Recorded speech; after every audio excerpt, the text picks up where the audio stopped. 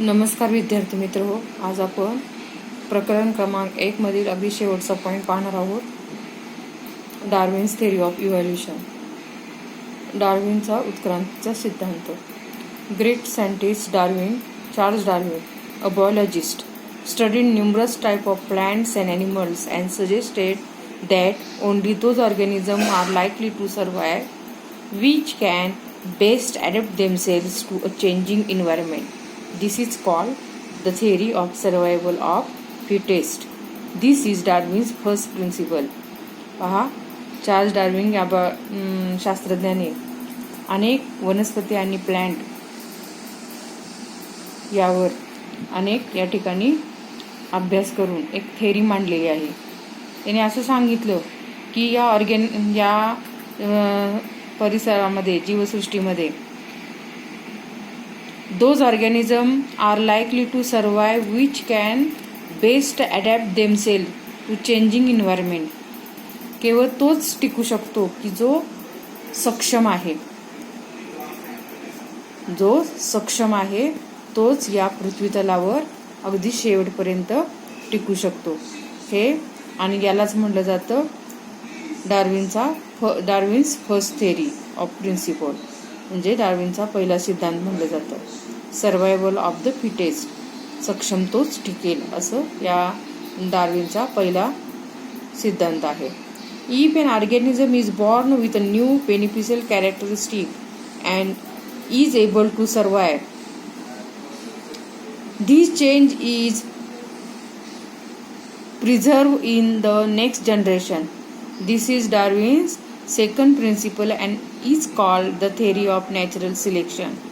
पहा, एखादं ऑर्गॅनिझम जेव्हा बॉर्न होतं, त्याला बॉर्न होत असताना न्यू बेनिफिशियल कॅरेक्टरिस्टिक घेऊन जन्माला येतं.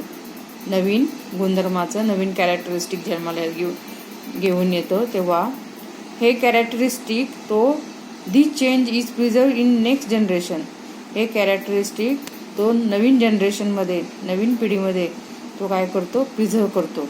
म्हणजे या ठिकाणी पुढील पिढीमध्ये नेत असतो. आणि दिस इज डार्विन सेकंड प्रिन्सिपल. त्याला डार्विनचं सेकंड सिद्धांत असं म्हटलं जातं. त्या सिद्धांताला किंवा त्या थेअरीला नॅचरल सिलेक्शन थेअरी असं म्हटलं जातं. पुढे पहा, classification of living organism. Living organism, सजीवसृष्टीमध्ये लिव्हिंग ऑर्गॅनिझमचं आपण क्लासिफिकेशन पाहणार आहोत. Why are living things classified, which are the criteria use for classification of plants and animals. तर ॲनिमल आणि प्लांटमध्ये कोणत्या क्रायटेरियाच्या आधारे, निकषाच्या आधारे क्लासिफिकेशन केलं जातं. तर पहा, it is difficult to study and remember all the organisms in this diverse living world. At the same time, classification helps in this respect. सर्व परिसरामध्ये असणारे जे काही वनस्पती असतील, प्राणी असेल, सजीवसृष्टी असेल, त्यांचं क्लासिफिकेशन एकाच वेळेला सेम टाईमला करणं खूप अवघड आहे, डिफिकल्ट आहे. आणि त्यामुळे हे करणं खूपच अवघड आहे. त्यासाठी अनेक सायंटिस्टने काय केलं, different scientist have use different criteria. अनेक सायंटिस्टनी अनेक निकषाच्या आधारे या ठिकाणी क्लासिफिकेशन केलेलं आहे. And independently classified plants and animals आणि प्लांटचं क्लासिफिकेशन अनेक निकषाच्या आधारे करण्यात आलेलं आहे. Hierarchy is form in the classification that start with kingdom Animalia और किंगडम प्लॅन्टा. तर हायरार्की म्हणजे पदानुक्रम म्हणजे उतरण, एकाखाली एक अशी त्यांची काय केली, एक उतरण लावलेली आहे, पदानुक्रम लावलेला आहे. आणि त्याच्या आधारे त्या वनस्पती आणि प्राण्यांमध्ये क्लासिफिकेशन करून किंगडम ॲनिमेलिया वनस्पती सृष्टी आणि प्राणीसृष्टी यांच्या आधारे या ठिकाणी क्लासिफिकेशन करण्यात आलेलं आहे. त्यांचे 2 गट पाडण्यात आलेले आहेत. अँड ते पुन्हा परत त्याचे काही सबग्रुप पाडण्यात आलेले आहेत. Are depending upon the basic similarities and differences. त्यांच्यामध्ये जे काहीमध्ये जर साम्य असेल तर त्यांचा एक गट, आणि डिफरन्सेस असेल म्हणजे भेद असेल तर त्यांचा एक गट. असा आधारे या निकषाच्या आधारे त्यांचे वनस्पती आणि प्राण्यांचं वर्गीकरण करण्यात आलेले आहे. This is called the hierarchy of classification. यालाच म्हटलं जातं यालाच म्हटलं जातं या ठिकाणी पदानुक्रमे वर्गीकरण असं म्हटलं जातं. पुढचा पॉईंट आपल्याला पाहायचा आहे binomial nomenclature by Carl Linnaeus. Carl Linnaeus यांनी बायनॉमियल नॉमेनक्लेचरच्या आधारे क्लासिफिकेशन करण्यात आलेलं आहे. Imagine that there are 4 students with a name Kabir and Kiran in a classroom. If you are talking about any one of them, how would you ensure that others know which one of them you are talking about without any confusion? We would tell the full name, that is the first name and the last name. This is similar to binomial nomenclature.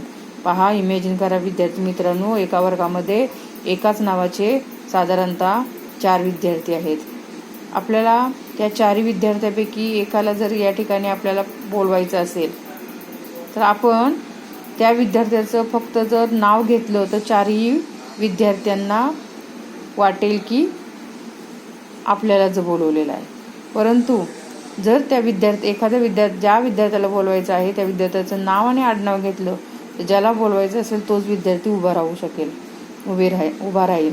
म्हणजे द्विनाम पद्धती, binomial nomenclature म्हणजे काय तर द्विनाम पद्धतीचा वापर करून या ठिकाणी काय केलं जातं तर ओळखलं जातं. द्विनाम पद्धतीचा वापर करून या ठिकाणी नाव किंवा आडनाव घेणे म्हणजेच याला द्विनाम पद्धती असं म्हटलं जातं. तर प्रत्येक सजीव ओळखण्यासाठी द्विनाम पद्धतीचा अवलंब केला जातो आणि त्यानुसार प्रत्येक सजीवाला एक वैज्ञानिक नाव देण्यात आलेलं आहे. पहा, binomial nomenclature is use to identify each organism. प्रत्येक सजीवाला बायनॉमियल नॉमेनक्लेचरच्या आधारे या ठिकाणी आयडेंटिफाय केलं जातं, ओळखलं जातं. Accordingly a scientific name has been assigned to each organism. It consist of 2 parts. The first part is genus and second part is species. तर 2 जीनस आणि स्पेसीसच्या आधारे त्यांच्यामध्ये या ठिकाणी काय केलं जातं वर्गीकरण करण्यात येतं. All identified organism have been assigned a binomial name as per the guideline of the international code of nomenclature. म्हणजे आंतरराष्ट्रीय नामकरण संहितेच्या नियमानुसार सर्व सजीवांना द्विनाम पद्धतीने वैज्ञानिक नावे देण्यात आली आहेत. All the organisms of the species are so similar that irrespective of differences in colour, height, habitats and habits they can reproduce among themselves and form a new individual like themselves. For example, all domestic cats in the world belong to the same species. The same is true in the case of animals like hen, cow, dog, etc. and plants like mango, wheat, maize, etc. पहा विद्यार्थी मित्रांनो, एकाच जातीमध्ये सर्व सजीव इतके सारखे असतात की त्यांच्यामध्ये असणारा जो रंग असेल, उंची असेल किंवा एखाद्या सजीवामध्ये असणारी शेपटीची लांबी असेल, असे काही जे वेगवेगळेपण आहे वेगळेपणा जरी असला तरी या ठिकाणी सजीवांमध्ये संकर होत असतो. प्रजनन व वंशवृद्धी होऊ शकते. उदाहरणार्थ सांगायचं झालं तर जगभरामध्ये सर्व मांजरे ही एकाच प्रजातीमध्ये ओढतात. तसेच प्राण्यांमध्ये कोंबडी असेल, गाय असेल, कुत्रा असेल इत्यादी. तर वनस्पतीमध्ये आंबा, मका, गहू असे जे काही वनस्पती आहेत. पुढे आपल्याला पाहायचं आहे एक तक्ता दिलेला आहे hierarchy, mango and human. Hierarchy म्हणजे पदानुक्रम, मँगो आंबा, ह्युमन मानव. पहा बरं विद्यार्थी मित्रांनो, किंगडम म्हणजे या ठिकाणी सृष्टी. किंगडम मीन्स सृष्टी. तर मँगो प्लॅन्टा, ह्युमन ॲनिमिलिया. इथं पायलम दिलेला आहे, अँथोफायला. आणि ह्युमन कॉर्डेटा. क्लास दिलेला आहे मँगो डायकॉटलिडॉन. आणि ह्युमन दिलेला ह्युमन मॅमेलिया. ऑर्डर सॅपिंडल्स. मँगोचं सॅपिंडल्स ऑर्डर आहे आणि ह्युमनची प्रायमेट्स. मँगोची फॅमिली दिलेली आहे ॲनिकॅरडेसी आणि ह्युमन होमिनिडा. जीनस दिलेला आहे मँगो मँगीफेरा, ह्युमन होमो. आणि मँगोची स्पेसिस आहे इंडिका, ह्युमन सेपिन्स. अशा तऱ्हेने हा तक्ता या ठिकाणी पूर्ण केलेला आहे. पुढे पहा. Following are some of the example of organism from kingdom plantae and animalia classified by the binomial method of nomenclature. Living things दिलेले सायंटिफिक नेम. काही सजीवांची नावे दिलेली आहेत. पहा. डॉग आहे, कुत्रा. या प्राण्याचं सायंटिफिक नेम आहे कॅनिस लुपस फॅमिलियारिज. काऊ गाई, याचं सायंटिफिक नेम आहे बॉस टॉयरस. त्याचबरोबर हिबिस्कस जास्वंद आहे, हिबिस्कस रोसा सिनेन्सिस. आणि पुढे आहे जवार आहे, ज्वारी सॉर्गम बायकोलॉर. हे याचं सायंटिफिक नेम आहे. Find out the scientific name of other animals and plants in your surrounding and discuss in class. अशा तऱ्हेने अनेक ही सायंटिफिक नेम वनस्पती आणि प्राण्यांची मिळवायचे आहे आणि या ठिकाणी वहीमध्ये लिहायचे आहेत. 29 April is observed as world crop protection day. 29 एप्रिल हा वर्ल्ड क्रॉप प्रोटेक्शन डे म्हणून या ठिकाणी काय केलं जातं, ऑब्झर्व केला जातो. किलिंग और killing or harming frog is prohibited by the World Life Protection Act. अशा तऱ्हेने आपलं हे प्रकरण संपलेलं आहे.